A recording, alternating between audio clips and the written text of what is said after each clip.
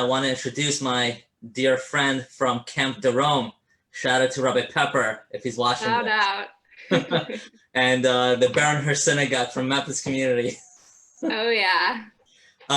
So Hannah, she's from Memphis, Tennessee. She made Aliyah. She joined the army.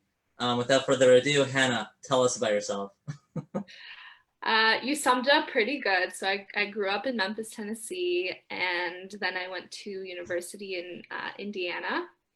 And during my third year of university, I decided to do a study abroad program in Israel at the Hebrew University in Jerusalem. So I ended up spending about 6 months studying there. And during that time, I really just totally fell in love with Israel and kind of had this really important experience where I realized that I wanted to move back here essentially and join the army and just be part of Israel. And I kind of realized that I was just really lucky to be living in a time where we have the state of Israel, and I felt like it was important for me to contribute to that. So I finished my degree in America, and then I made Aliyah almost 3 years ago now, at the end of 2017.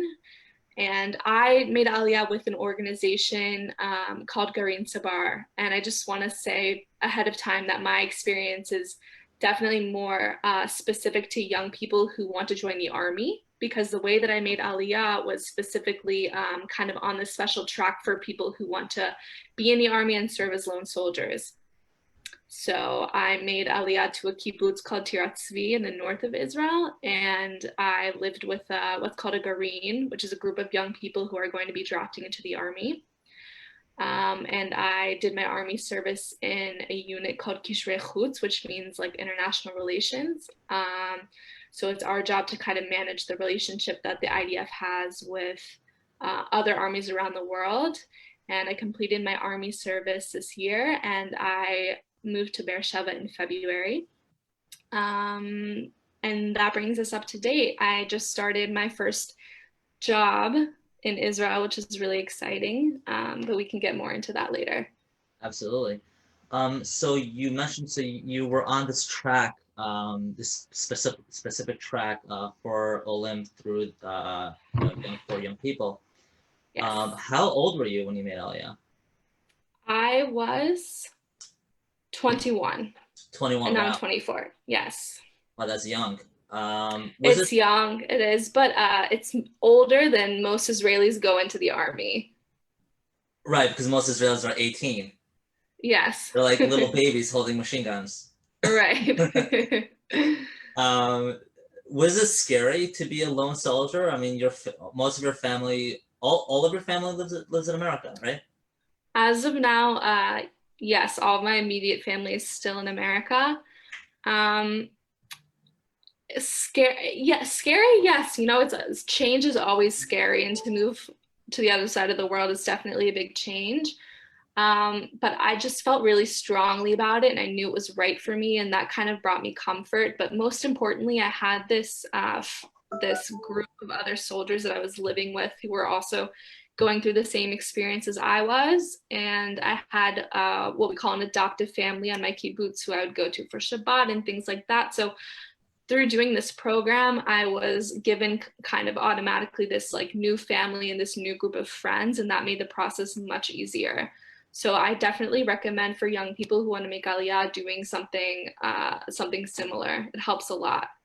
Right. So because you were in a group with people who spoke the same language, you didn't have that barrier. I mean, it made you feel more at home. People on the same street. To ease me into it, definitely. It made the beginning smoother for me. Definitely. And and overall, what was your experience in the army? I had a really positive army experience. The army is hard, and for everyone, it's going to present different challenges, whether it's combat or non-combat, combat support, whatever it might be. Whether it's the language or, having commanders who are younger than you. That was my case in particular. And just being around new people and being so far away from your family, those things are always really hard. But I felt, a sense of purpose, and I felt like it was such an amazing learning experience for me. So whenever things got hard, or we got to the end of a rough week, those things would kind of bring me comfort, and I would just try to remember, where I was 2 years ago or 3 years ago, where I was wanting so badly to move to Israel, and that kind of got me through those tougher moments. Right. Absolutely. And I remember when we spoke yesterday, you mentioned that the Army had the foresight, to help you with your COVID dilemma. Can you explain more Yes. about that? Yeah, so the Army has a lot of protocols in place to help lone soldiers in general. There's always more to do. There's a lot of amazing organizations that help lone soldiers, but the Army is aware of how many lone soldiers it has, and what their needs are. And as I was approaching the end of my Army service, it was April, and that was when COVID got really serious, and the world kind of understood that, like, this is real and this is happening.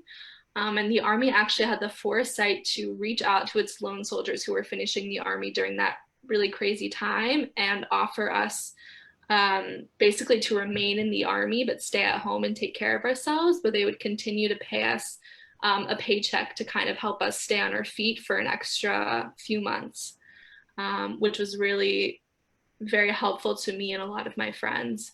Helped us kind of get through those first rough months of COVID. Definitely. Right. So that's amazing. Definitely made your transition to the real world during COVID, especially easier for you. Yeah, absolutely. So what happened after the Army? What was your lifestyle like afterwards? Meaning, like, you now left the Army. Now, Mhm. do you have a job? How long did it take you to find the job? Is it hard because I mean, you're still learning Hebrew for the most part? So I knew from the beginning that once it was time for me to leave the Army and get a, civilian sector job, that I would probably want to do something in English. I'd probably excel at something a lot more when it's in my native language, which I think is true of most people. So I started applying to jobs that were mostly in Tel Aviv, in tech or finance, and those are areas where they typically speak English. Just because they work usually on an international scale, and English has kind of become the universal language. So there's no lack of companies that are interested in hiring people who have native English. There's definitely plenty of jobs for English speakers. But I will note that those jobs are usually in Tel Aviv or Jerusalem, so that kind of does restrict a little bit where you might want to live. That being said, now a lot of things are remote, and the world is really changing. A lot of things are work from home at this time, so that might not necessarily be the case anymore. But I was looking for a job for probably 4 or 5 months, I would say. It took me Okay. to it took me to find a job. It was not easy, and it ended up working out. Which in Israel, everything's kind of done through friends and through connections, and that ended up working out for me. So it's just really important to kind of get into that Israeli mindset of, like, work your connections, reach out to people people you served in the Army with, or people who are friends of friends. Like, don't be embarrassed to do that. It's how most things end up working out here, at least in my experience. It's funny you mentioned that. I think I told you yesterday over the phone. My very good friend David Eskenazi.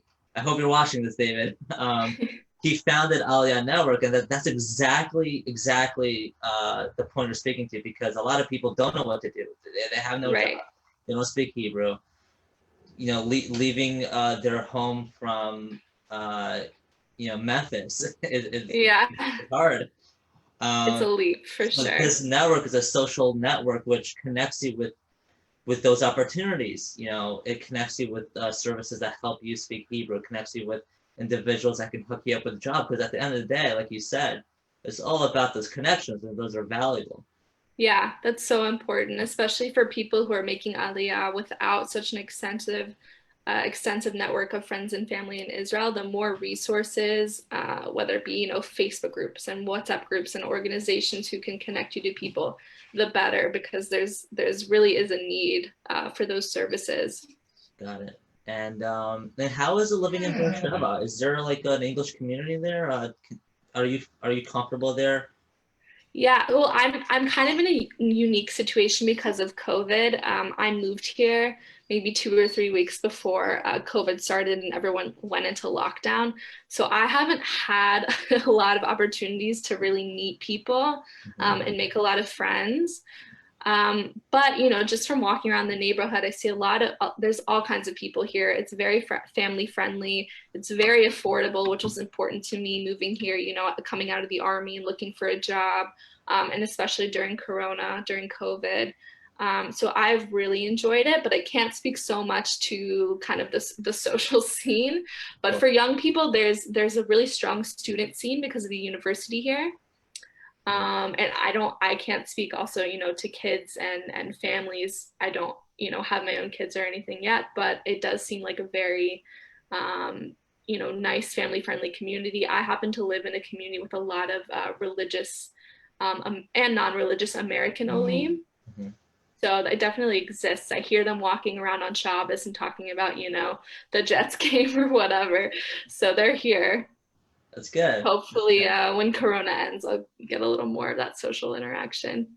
That's incredible. So, I mean, you're comfortable, like you're able to, meet people, and Shabbos are great. You can eat out, family's house if they're, probably not In so a much in like a a COVID. post-COVID world, yeah, absolutely, absolutely. I mean, I even though COVID's happening right now, there have been people who have come up to me, at the park or walking my dog to ask me, "Oh, you're American? I have this friend who, maybe you guys could have Shabbos together and this and that." Like, it definitely there is a community here, and hopefully, I'll get to kind of be more of a part of that after COVID ends. That's incredible. And my last question to you is, for everyone watching, Yeah. what advice would you give to the Olim in your shoes, who were in your shoes, who are making Aliyah, Hmm. and what you know now that you didn't know before? What message would you give them? First of all, everything will work out. Making Aliyah is really confusing and it can be really scary, but there's a lot of organizations out there to help you and take advantage of those things. And just don't panic. Something will work out, and you know everything happens for a reason, and you'll find your place. Sometimes you just have to be patient, especially in Israel. Things can take time, but definitely take advantage of all of the resources available to you. All of the, there's Nefesh B'Nefesh, Aliyah Network now, and just don't be afraid to reach out and ask for help when you need help, because someone has been in your situation and they can guide you. Perfect. Thank you very much, Hannah. You're Hannah welcome. Leigh.